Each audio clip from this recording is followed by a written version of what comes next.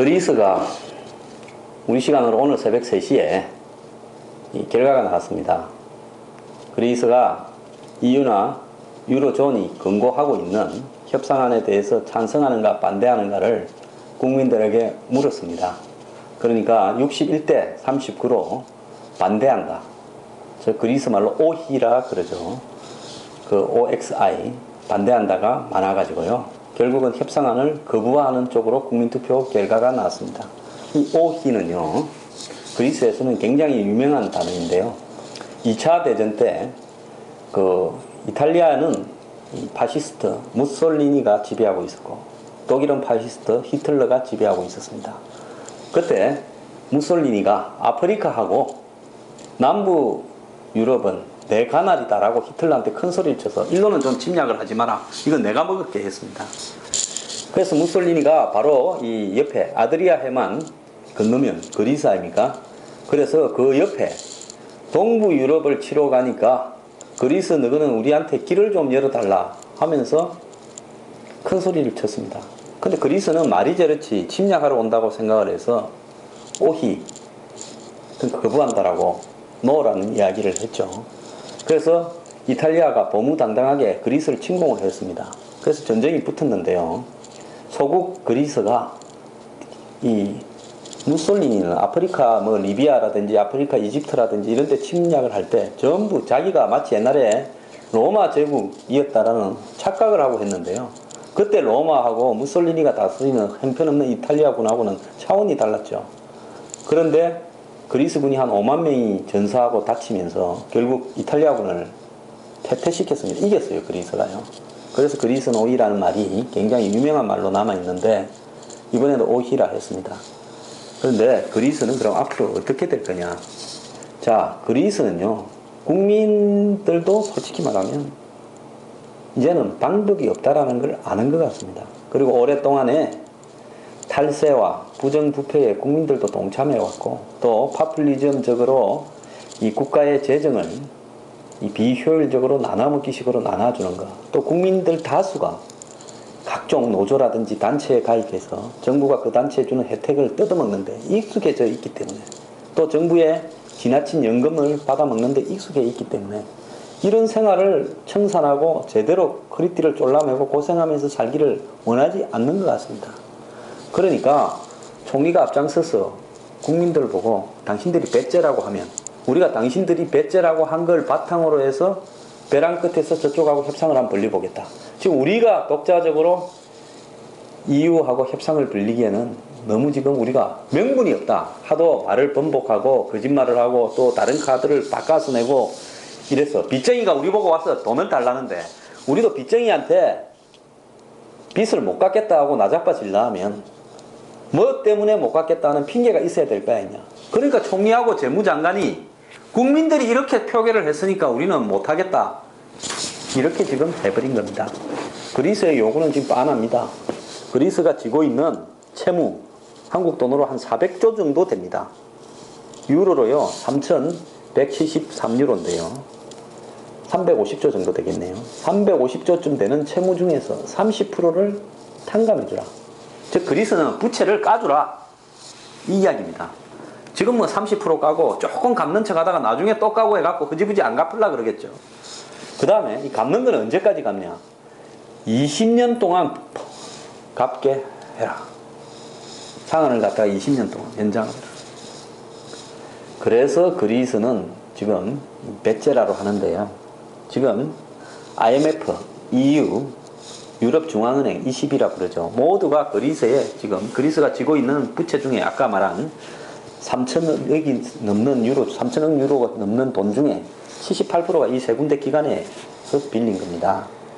그래서 그리스는 그러면 이 배째라 협상을 가져가는 부분에서 이미 IMF가 그리스 빚을 좀 까줘야지. 저것도 현실적으로 갚을 역량도 없다. 당장 이번 달에만 해도 갚아야 될 돈이 몇 조인데 없는 놈한테 뭘로 갖고 받아내겠냐. 이런 이야기를 하고 있습니다.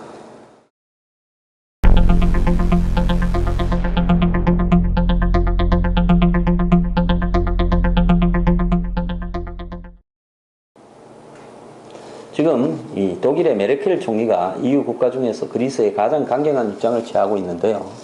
그리스의 극자정당 시리자의 총리, 재무장관 두 사람을 쫓아내는, 축출하는 쪽의 입장에 서 있을 걸로 보입니다. 그렇기 때문에 EU의 일부는 이참에 그리스를 갖다가 이 유로를 쓰는 나라에서 쫓아내서 그냥 드라크마라면 저거 화폐로 이렇게 돌아가게 만드는 것이 현실적이지 않느냐, 빚은 떼이는 걸로 사실상 손실 처리해야 되는 거 아니냐 이야기를 하고 있습니다. 여기서 한 가지 이제 꼬이는 문제는요, 미국의 오바마 대통령이 지금 그리스를 EU 존에서 내쫓지 말라고 지금 부탁을 하고 나섰습니다. 미국은 왜 그러냐? 안보 문제 때문에 그럽니다. 최근에 중국하고 러시아가 그리스를 아시아 인프라 투자은행 AIIB로 들어오라고 꼬드기고 있고요. 그리스에 돈도 좀 빌려줄 것처럼 이렇게 하고 있습니다. 자, 그리스가 취하고 있는 지정학적 위치는요, 유럽과 아시아의 경계에 있습니다. 그리고 그리스는 동유럽으로 가는 지름길에 속하고 있습니다.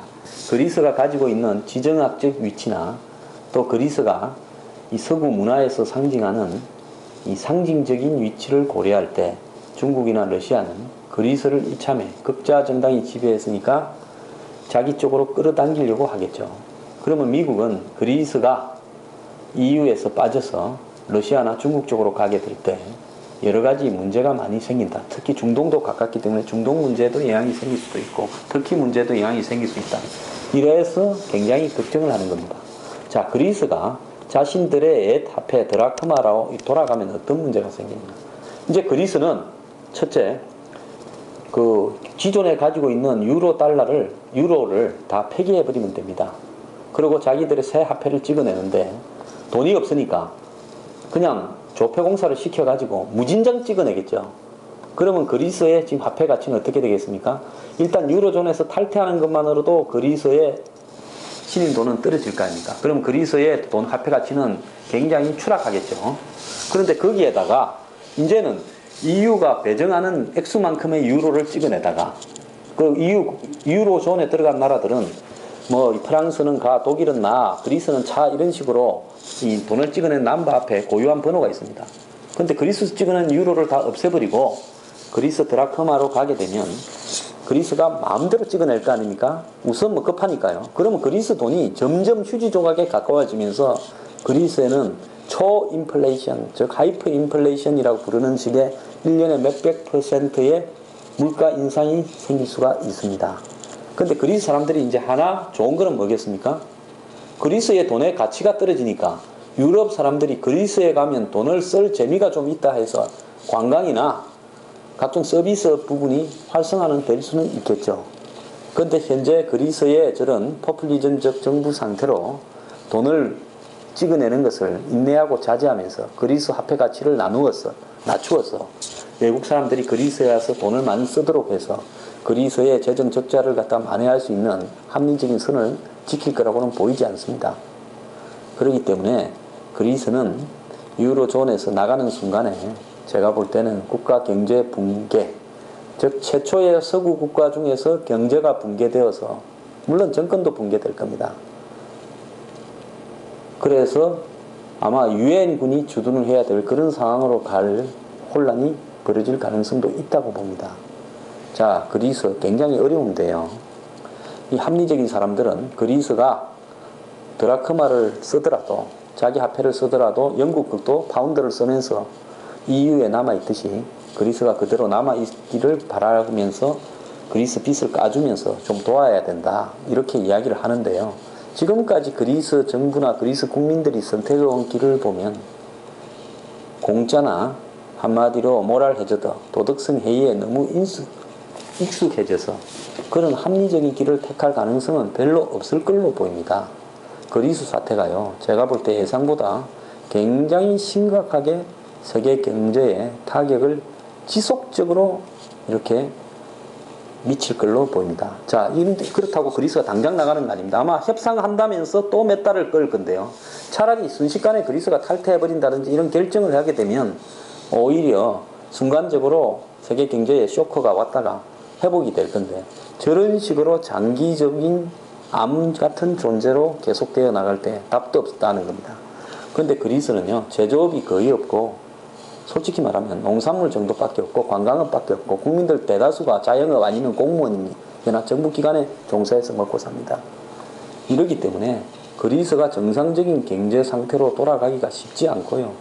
국민들이 탈세나 부정부패 그리고 후견인 제도라고 부르는 뜯어먹는 국가, 조직, 기구 이런 데 다 들어가서 해먹고 있기 때문에 그리스가 기존의 유럽과 같은 어떤 경제사회체제와는 굉장히 많이 달라져 있습니다.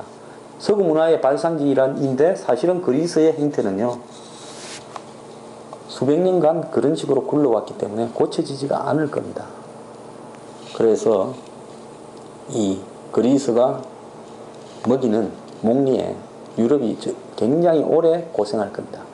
2차 대전 때요, 이탈리아가 그리스에서 지고 손 뗀 다음에 히틀러가 큰 소리를 쳤습니다. 아이고, 무솔리니 너 그럴 줄 알았다. 그 조그마한 그리스 하나를 마음대로 못하냐. 내가 해볼게. 니는 빠져라. 그래갖고 히틀러가 직접 그리스를 침공했습니다. 여러분 그 나바론이라는 영화 있죠. 그것도 그리스의 2차 대전 때 전쟁을 다룬 영화고요. 그 다음에 에스케이프 투 아테네. 수많은 영화가 2차 대전 때 그리스 전쟁을 갖다가 소재로 해서 만들어졌습니다. 히틀러가 그리스 들어갔다가요, 그리스 사람들이 숨어가지고 게릴라전을 벌이는데 죽을 고생을 했습니다.